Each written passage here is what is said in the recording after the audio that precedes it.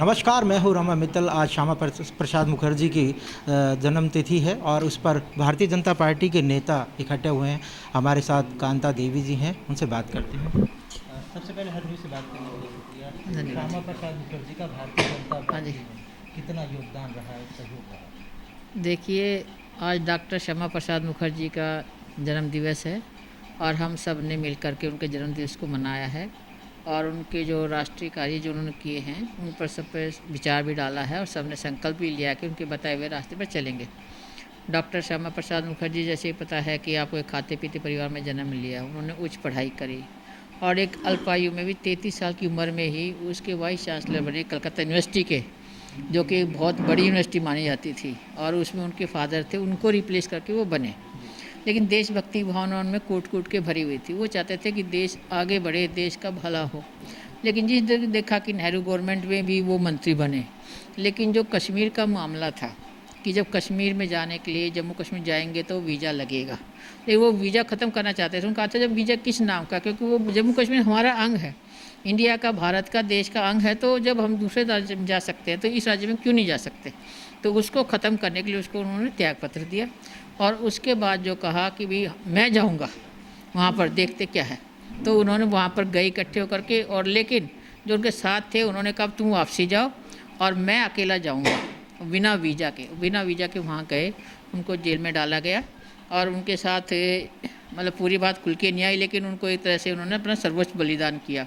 उसके बाद उस वीज़ा को ख़त्म किया गया और जो फिर 370 धारा थी, 35 ये थी, आपको पता है हमारे माननीय प्रधानमंत्री नरेंद्र मोदी जी ने उसको ख़त्म किया। एक तरह से उनकी सच्ची श्रद्धांजलि डॉक्टर श्यामा प्रसाद मुखर्जी के लिए थी और हमें बड़ा गर्व है कि वो हमारे जनसंघ के संस्थापक रहे, हमारे पथ प्रदर्शक है, हमारे परम श्रद्धेय हैं। हम सब उनके बताए हुए रास्ते पर चल रहे हैं और मुझे बड़ा गर्व है कि हमारी भारतीय जनता पार्टी आज के दिन पूरे विश्व में सबसे बड़ी पार्टी, सबसे बड़ा दल है। हम इस पार्टी के हम कार्यकर्ता हैं और अपने कार्यकर्ता होने के नाते हमारी पार्टी के जो भी कानून हैं, नियम हैं, जो भी हमारे काम हैं, वो हम सब पूरी तरीके से कर रहे हैं और उनके डॉक्टर श्यामा प्रसाद मुखर्जी के बताए हुए रास्ते पर चलते हुए हम उनको अपने नमन करते हैं।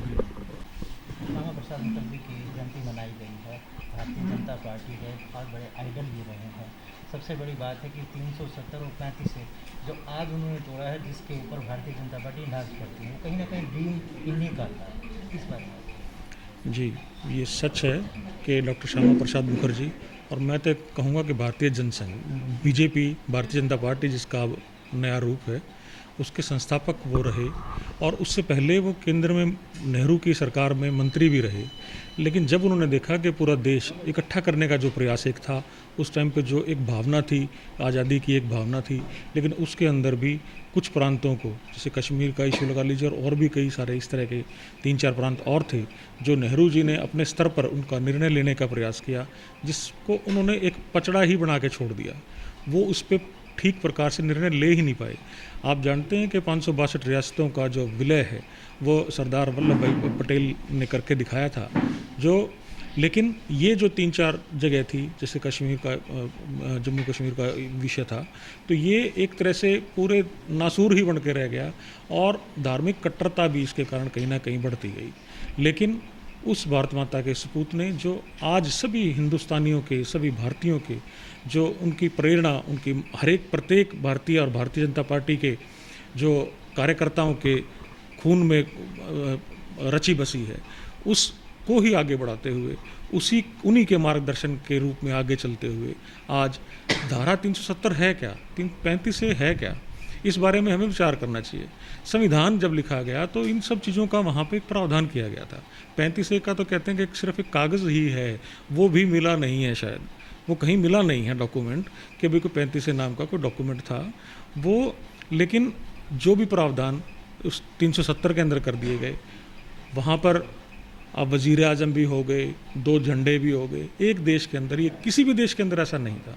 तो इस अन्याय के खिलाफ उन भारतीय, जो कश्मीरी हमारे भारतीय थे, हिंदू भाई थे, उनके ऊपर फिर धार्मिक रूप से अत्याचार भी हुए और उनको वहाँ से भगा भी दिया गया। इन अत्याचारों को देखते हुए कागज़ों की आप बात कर रहे हैं कि 35A का कोई कागज़ नहीं मिला, कागज़ तो राम मंदिर का भी नहीं मिला कि वहाँ पर राम मंदिर था, उसके बावजूद भी तो बनवा दिया। भारतीय जनता पार्टी की बात करें तो इतिहास से छेड़खानी करना भारतीय जनता पार्टी की नीति रही है। ये देखिए, आप ये प्रश्न इस प्रकार से पूछ रहे हैं, मैं आपको एक बात बताता हूँ। जो भी कानून व्यवस्था बनती है या कोई कानून नया बनता है, तो भारत की जो जीवन शैली है, पद्धति है, उसमें जो चीज़ें प्रचलित होती हैं उनको देखकर ही बनता है। ऐसे नहीं बनता है कोई भी कानून। जो चीज़ें छोड़ दी गई उस टाइम पे, जिनको एक तरह से इग्नोर कर दिया गया था, उन चीज़ों को भारतीय जनता पार्टी की सरकार या भारतीय जनता पार्टी स्वयं उठाती है, तो इसमें कोई गलत नहीं है। और वो मुद्दे जो भारत के पूरे जो जड़ मूल में बसे हैं, प्रत्येक भारतीय के अंदर जो बसे हैं, राम मंदिर का मुद्दा, राम हमारे दिल में, दिलो दिमाग में वास करते हैं, हमारे आस्था का केंद्र है। अगर उनका कोई जन्म स्थान था तो हमें उस पर अधिकार है, वो हमें मिलना चाहिए। जो तो पुष्टि तो नहीं हुई ना सर, मैं वही तो आपको बता रहा हूँ। अगर एक बात करें तो भारतीय जनता पार्टी में पहली बार इतिहास में ऐसा हुआ है कि जो जजमेंट देने वाले जज हैं वो मीडिया के सामने आए कि हमारे जो जजमेंट हैं या हम जो जज करना चाहते हैं उस पर कहीं ना कहीं केंद्र सरकार का प्रेशर है। ये तो पहली बार हुआ है ना सर। आप इस बात को जानेंगे कि मैंने एक बात आपको कही, संविधान भी है या किसी भी देश का, सिर्फ भारत की बात हम नहीं कर रहे हैं, किसी भी देश का कोई कानून बनता है तो उसकी प्रचलित प्रथाओं के अनुसार बनता है। हिंदू मैरिज एक्ट बना है, मुस्लिम मैरिज एक्ट है, मुस्लिम लॉ है, पर्सनल लॉ है, तो ये सब उन प्रचलित व्यवस्थाओं के कारण ही है। तो जो प्रचलित व्यवस्थाएं, जो हमारे आस्था के केंद्र, जो पहले भी रहे हैं और बाद में भी रहे हैं, उनके जब ये प्रमाण मिल रहे हैं कि उनको तोड़ करके कोई चीज़ें और बना दी गई हैं, तो वो प्रमाण है। आप कहीं कोई मस्जिद बनी है, मैं ये नहीं कहता कोई भी धार्मिक स्थल बना है, उसके तोड़े, उसके नीचे अगर कुछ दूसरे स्थान की दूसरे का आस्था का केंद्र हो, तो वो सब चीज़ें आप देखिए कि वो गलत काम पहले भी हुआ था, ऐसा नहीं है। और जिसके तथ्य नहीं मिले हैं तो वो निर्णय जनता के ऊपर है। वो भारत की जनता ने भारतीय जनता पार्टी को पूर्ण बहुमत दे करके साबित किया है कि हमारे दिलो दिमाग में राम बसते हैं, हमारी आस्था का केंद्र हैं, और उसी के अनुसार अनुरूप सुप्रीम कोर्ट ने भी अपना निर्णय उस हिसाब से लिया है। भारतीय जनता पार्टी की बात करें तो इससे पहले भी भारतीय जनता पार्टी की सरकार रही है, अटल बिहारी रहे, लेकिन इतनी कंट्रोवर्सी में सिर्फ नरेंद्र मोदी आते हैं। बात करें मुस्लिम लॉ बोर्ड की तो मुस्लिम लॉ बोर्ड तो पहले भी अमेंडमेंट हो सकता था, उसके बाद में इससे छेड़खानी करना, 35A 370 6 महीने तक लगातार कश्मीरियों को बंधक बना के रखा गया, उसके बारे में कहीं भी भारतीय जनता पार्टी बात नहीं करती है और सिर्फ ये बातें करती है कि हिंदुओं पर अत्याचार हुआ है। क्या नहीं लगता कि वहाँ सिर्फ हिंदू पार्टी है? वो वोट तो मुसलमानों ने भी दिया है, जब तो देश के प्रधानमंत्री हैं। कल अगर वो गए हैं तो उन्होंने सिर्फ कह दिया कृष्ण भगवान की जय। क्या यहाँ पर मुसलमान नहीं हैं? क्या यहाँ ईसाई नहीं हैं? यहाँ सिख नहीं हैं? सिर्फ कृष्ण भगवान को लेके वो देश के प्रधानमंत्री हैं, ना कि हिंदू के प्रधानमंत्री। इस बात को आप लोग क्यों नहीं मानते? आप एक चीज़ को देखेंगे, आपको इसका जवाब मिलेगा कि जब भी कोई आस्था की बात होती है, धार्मिक आस्था की बात होती है, निरंतर पूरे जो एक ग्रो अप, अगर हम देखते हैं, एक छोटी सी बात समझें कि वो देश के प्रधानमंत्री हैं, अगर वो कहें कि सारे धर्म एक होते हैं, वो सिर्फ कृष्ण भगवान की जय नहीं बोल सकते। इस बात में तो कहीं ना कहीं वो गलत है। मैं ये बात तो आपको बताना था। मैं जो बात आपको कह रहा हूँ कि मेरी आस्था का केंद्र स्वाभाविक रूप से मेरे मन से उन्हीं का नाम आएगा। मैंने जय श्री राम बोलना है तो मैं जय श्री राम बोल, मेरा अभ्यास वैसा है, हमारी धार्मिक आस्था का केंद्र है। अभी मैं कोरोना की बात करते हुए हम ये बात कह रहे थे कि हिंदू संस्कृति, भारतीय जीवन शैली, जिसका एक पार्ट है नमस्ते करना, कि हाथ ना लगाने से संक्रमण फैलता है, खाने से पहले, भोजन से पहले हाथ धो लेना, और अपनी रसोई, जो सारी दवाइयाँ थी, जो कहीं ना कहीं हम उसमें थोड़े से पिछड़े हैं, लेकिन आज ये वापस याद आ गई हैं कि भाई आप जो शैली, जो जीवन शैली, जिस पद्धति से आप लोग जी रहे थे, वो ही हमारे सभी के स्वास्थ्य के लिए और सेहत के लिए अच्छी थी।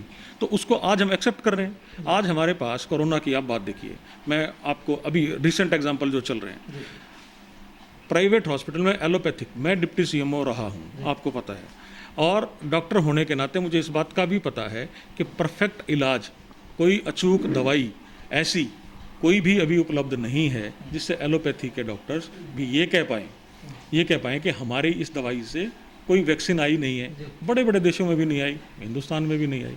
ठीक है। तो लेकिन जो हमारा आयुर्वेद है और हमारी जो रसोई है, आयुर्वेद तो आपकी रसोई से आपको स्वस्थ रखता था, तो ये हमारी जीवन शैली थी, हमारी आस्था है। लौंग, इलायची और जो है गिलोय और इन सब चीज़ों का काढ़ा बना के हम पी रहे हैं, और आप देख रहे हैं लोगों ने इस पर पूरी रिसर्च ही कर डाली है और बहुत सारे कोरोना के पेशेंट ठीक हो रहे हैं। अब प्रूव करने जाएंगे, अगर आप इसका सबूत मुझसे मांगेंगे तो ये कोई भी ऑथेंटिक नहीं है कि लौंग से ठीक होता कि नहीं होता, इलायची से ठीक होता कि नहीं होता, काली मिर्च से ठीक होता कि नहीं होता। आप इस बात को मानेंगे तो वो भी कोई सत्यापित अभी नहीं कर पा रहे हैं उस चीज़ों को, लेकिन वो इलाज करती हैं, वो आपका इलाज करती हैं और उससे आदमी के शरीर में बीमारी के वक्त में आराम आता है। तो ये सब चीज़ें, हर चीज़ जो व्यवस्था है हर प्रकार से वो इसी प्रकार, वो प्रचलित प्रथाएं हैं। किचन में हम मसाले इस्तेमाल करते हैं, अंग्रेजों में नहीं करते। डॉक्टर साहब, कोरोना की जो आप बात कर रहे हैं, लगातार आप डॉक्टर भी रहे हैं, डिप्टी सीएमओ भी रहे हैं, कोरोना काल में तो नज़र नहीं आई डॉक्टर साहब, और भारतीय जनता पार्टी का कोई भी नेता ना तो जनता के बीच गया और ना जनता का कोई ख्याल रखा। बात करें कि जो समाज सेवी जो संस्थाएं थी वो लगातार सेवा भाव कर रही थी, वहाँ पर कहीं ना कहीं इन अधिकारियों ने वो भी कैप्चर कर लिया। जहाँ वो उनकी मनमर्जी थी वहीं पर राशन बंटवाया गया, जहाँ ज़रूरतमंद थे वहाँ पर राशन नहीं पहुँचा। देखिए, आपने एक बात कही कि कहीं दिखाई नहीं दिए, तो मैं आपको बताऊं कि हमारे यहाँ पे एक संस्थाओं के माध्यम से मैंने तो खुद बैठ के लोगों के बीच में उनको हौसला बढ़ाने के लिए खाने के वो जो डलवाने का काम भी है वो स्वयं किया है, बंटवाने का काम भी स्वयं किया है। लेकिन ये चीज़ें प्रशासन की जो बात आप कह रहे हैं, बट जहाँ ठीक से नहीं बटा, मुझे नहीं लगता, क्योंकि झज्जर ज़िले के अंदर लगभग आप ये मानें कि प्रवासी जो हमारे थे वो लगभग 2-2.5 हज़ार के आसपास थे, और उनको हमारी सामाजिक संस्थाओं ने, उनमें आपस में जुड़ाव रहा है। ये कोई शक्ल दिखाने का काम नहीं होता है कि हमने कोई काम कर रहे हैं। जब राशन बांटना है तो खाना बांटने के एक विषय के ऊपर आप फ़ोटो खिंचवा करके और प्रचार कर दें उसका, मुझे ये कहीं ठीक नहीं लगता। लेकिन मैं बीच में रहा हूँ, यहाँ पे रहा हूँ, और मैं नहीं, भारतीय जनता पार्टी के बहन जी ने वो अपना मास्क बनाए, अपने हाथ से बनाए, बंटवाए। सभी जो हमारे कार्यकर्ता भाइयों ने मिल करके, सब ने मिल करके संस्थाओं के माध्यम से भी राशन भी बंटवाया है, मास्क भी बंटवाए हैं, सैनिटाइज़र भी बंटवाए हैं, और सारा काम को ठीक तरह से जितना पॉसिबल हो सकता था वो किया है। कोरोना काल की बात करें तो जो अनलॉक 2 चला हुआ है, क्या लगता है कि पूरी तरह से फॉलो हो रहा है, या भारतीय जनता पार्टी के जो भी शीर्ष नेतृत्व है आपसे फॉलो करते हैं, या अधिकारियों से आप लगातार बात करते रहते हैं? क्योंकि लगातार बात करी जाए तो 20 से 30 केस लगातार झज्जर डिस्ट्रिक्ट में बढ़ते जा रहे हैं। पहले एक भी मौत नहीं हुई थी, अनलॉक के बाद 4 मौतें भी हो चुकी हैं। डॉक्टर भी हैं आप, तो जवाबदेही तो ज़्यादा बनती है। आप एक चीज़ देखिए कि जो भी कोई महामारी है, किसी भी महामारी की बात करें, अगर वो किसी एक व्यक्ति के हाथ में हो, या किसी एक दवाई से वो ठीक हो जाती हो, या कुछ लोगों को रोकने से उसका स्प्रेड, क्योंकि लोगों की अपनी अपनी समस्याएं हैं। हमारे मजदूर भाई थे, हमने यहाँ कोई कमी नहीं छोड़ी थी, लेकिन कुछ लोगों ने, आप आनंदपुर में जब दिल्ली में लोग भीड़ इकट्ठी हुई थी, वो र्यूमर भी फैले थे, उनको बताया कि वहाँ बस लगी हुई है, और धोखा दे करके उनको वहाँ इकट्ठा किया गया। वो किसने किया, ये जांच का विषय है। लेकिन क्योंकि वो भी हमारे नागरिक हैं, हमारे भाई हैं, उनका ध्यान रखना भी हमें चाहिए था। वो चीज़ें एकदम अगर इकट्ठे हो गए हैं और भीड़ हो गई है, वो किसने उनको मोटिवेट करके या झूठ बोल करके आगे भेज दिया, इस बात को ज़रूर देखना चाहिए। और भारतीय जनता पार्टी हमेशा से ही अंत्योदय की भावना से, पंडित दीनदयाल उपाध्याय जी के मार्गदर्शन पे हमेशा काम करती है।